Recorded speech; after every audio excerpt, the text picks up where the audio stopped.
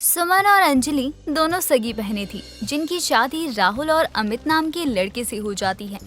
राहुल अपने घर का बड़ा बेटा था जिसकी शादी सुमन से होती है और अमित की शादी अंजलि से। दोनों सगी बहनें देवरानी और जेठानी बन जाती हैं। अंजलि सीधी थी और सुमन थोड़ी चालाक, जिसके चलते जब कोई भी काम पड़ता तो वो बहन बन जाया करती और जब हक की बात होती तो जेठानी और देवरानी। एक दिन सुबह के समय सुजाता अपनी दोनों बहुओं को आवाज लगाती है। हाँ माँ जी बोलिए। आज घर में बहुत सारे मेहमान आने वाले हैं, दोनों मिलकर कुछ अच्छा बना लेना, मेरी बेइज्जती मत करवाना। अब माँ जी को क्या बताऊँ कि मुझे कुछ बनाना ही नहीं आता है, क्योंकि मैंने कभी रसोई में कदम ही नहीं रखा। जी ठीक है माँ जी, बना लेंगे, बस आप हमें ये बता दीजिए कि बनाना क्या है। क्या हुआ सुमन बहू, तुझे क्यों सांप सूंघ गया? तू भी तो कोई जवाब दे, बना लेगी या नहीं? जी माँ जी, बना लूंगी। जब आप दोनों ने पूछा और छोटी ने जवाब दे दिया तो मैं बीच में बोलना जरूरी नहीं समझती। हाँ ठीक है, अब जाओ और अपने हिसाब से जो ठीक लगे वो बना लेना, लेकिन हाँ, शिकायत का कोई मौका मत देना। जी माँ जी, नहीं देंगे। अंजलि और सुमन वहाँ से चली जाती हैं और रसोई में जाकर खड़ी होती हैं। नए नए घर में आने के कारण उन्हें कुछ समझ में नहीं आ रहा था कि कौन सी चीज कहाँ रखी है, लेकिन फिर भी अंजलि फ्रिज से सब्जियां निकालकर काटने लगती है और सुमन रसोई की स्लैब पर बैठकर फोन चला रही थी। सुमन दीदी, आप ये क्या कर रही हैं? माँ जी ने हम दोनों को खाना बनाने को बोला है और आप है कि बैठी आराम से फोन चला रही हैं। अंजलि, ये क्या तरीका है मुझसे बात करने का? शायद तुम भूल गई कि मैं तुम्हारी बड़ी बहन होने के साथ साथ तुम्हारी जेठानी भी हूँ। दोनों रिश्ते में तुमसे बड़ी हूँ। हाँ दीदी, मुझे अच्छे से याद है, लेकिन मैं तो बस आपको याद दिला रही हूँ। माँ जी ने हम दोनों को साथ में खाना बनाने को बोला है। मुझे याद है सब कुछ, लेकिन ये तो तुझे भी पता है कि मैंने कभी खाना नहीं बनाया। मुझे खाना बनाना आता ही नहीं है, उसके बाद भी तू ऐसे बोल रही है। लेकिन दीदी, अब माँ जी ने बोला है तो बनाना तो पड़ेगा ही, वरना उनको बुरा लगेगा। अरे ये तो पीछे ही पड़ गई, इसे पटाना पड़ेगा मुझे। अंजलि, तू मेरी बहन है ना, प्लीज अपने साथ साथ मेरे हिस्से का भी खाना बना ले, वरना तेरी बहन की बेइज्जती हो जाएगी। क्या तुझे अच्छा लगेगा? ठीक है, अब आप ज्यादा बेचारी मत बनिए, मैं बना लूंगी सारा खाना। अंजलि अपनी बहन की बातों में आ जाती है और अपने साथ साथ उसके हिस्से का भी सारा खाना बनाकर तैयार कर देती है। तभी उसकी सास फिर रसोई में आती है और कहती है, बहुओं, बन गया खाना या नहीं? मेहमान आ गए हैं, जल्दी से खाना लेकर बाहर आओ। जी माँ जी, बन गया सारा खाना। मैंने और अंजलि दोनों ने मिलकर सारा खाना बना लिया। दीदी माँ जी से कितनी आसानी से झूठ बोल देती है कि सारा खाना बनाया और नाम अपना लगा दिया। अंजलि बहू, तू क्या सोचने लगी? कोई परेशानी है क्या? नहीं माँ जी, मुझे कोई परेशानी नहीं है। ठीक है, फिर आओ दोनों बाहर। सुजाता इतना कहकर मेहमानों के पास चली जाती है और बैठ जाती है। थोड़ी देर बाद जैसे ही अंजलि खाने की प्लेट लेकर आगे बढ़ती है, सुमन उसे रोक लेती है। इस घर की बड़ी बहू मैं हूँ और तेरी जेठानी भी, इसलिए तुझे मेरे से पीछे चलना चाहिए।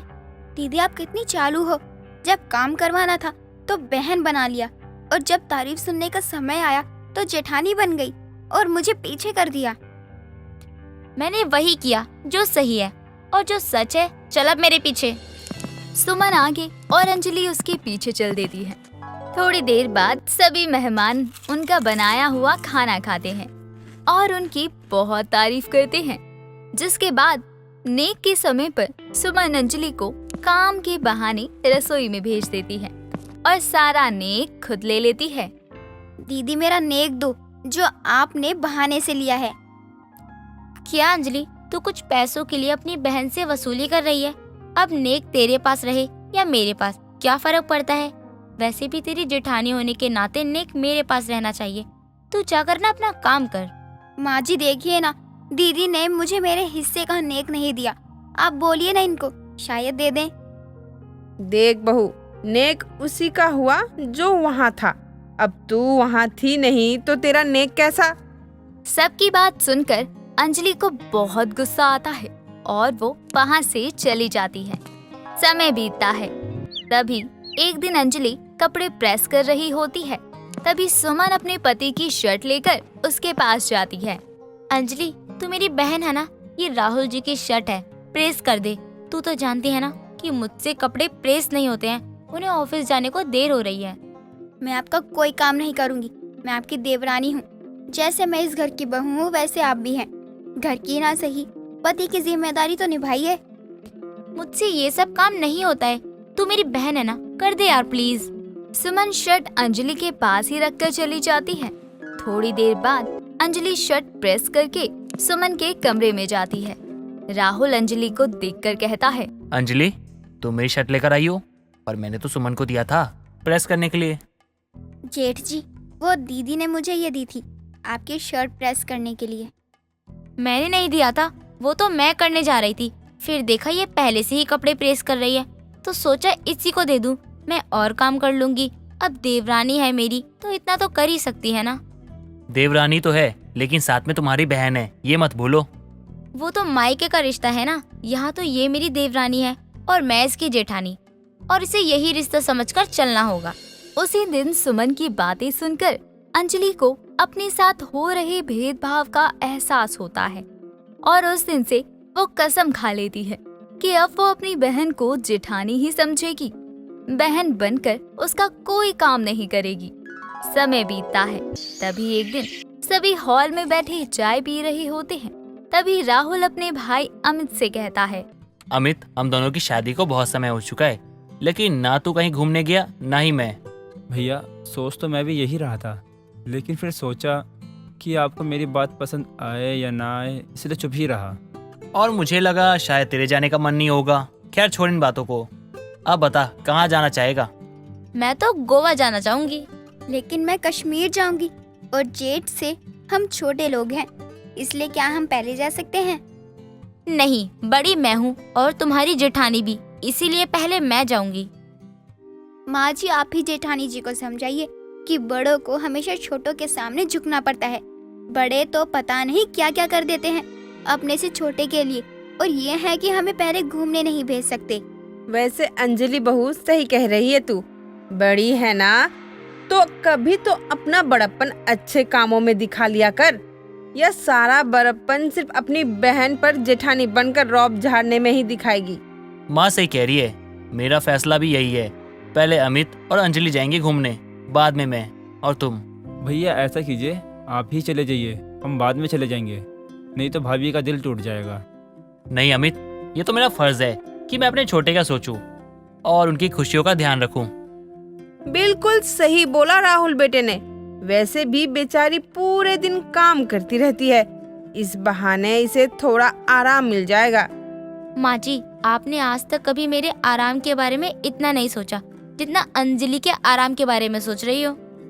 क्योंकि तू अपने सारे काम पहले ही अंजलि से करवा के आराम कर लेती है, और जब तारीफ करने का समय आता है तो तू खुद आगे हो जाती है।